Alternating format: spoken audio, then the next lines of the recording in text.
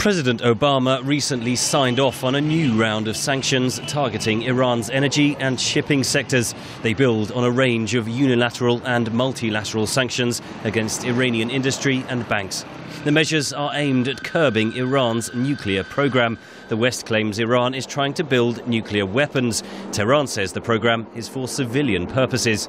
Iran has indicated it is ready to hold a fresh round of talks with international powers, the so-called P5+1, the United States, Britain, Russia, China and France, plus Germany. Jamie Ingram of IHS Global Insight says the sanctions are forcing Iran to the negotiating table. This is hitting the Iranians hard in the pocket.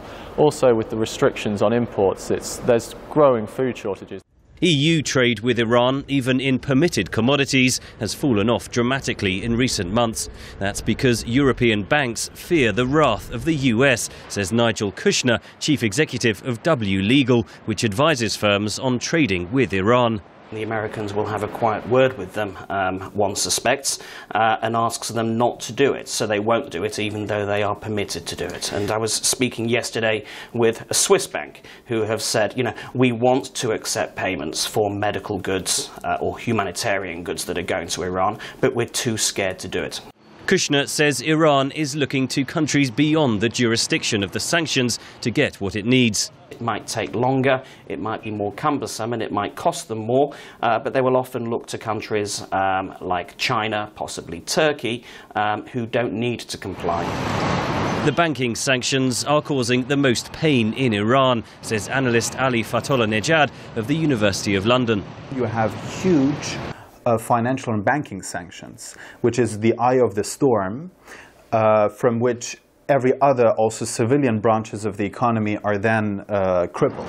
Fatollah-Nejad argues the West must put the sanctions up for negotiation at any upcoming talks if a diplomatic solution is to be found. For Iran as a country, in terms of its economic development, in terms of the well-being of its population, in terms of the well-being of its civil society, is something that Iranians inside and outside the country do care a lot about.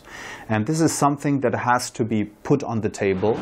If the talks go ahead, they would be the latest in a long series. Analysts expect a focus on short-term confidence building rather than a solution to the crisis. Henry Ridgwell for VOA News, London.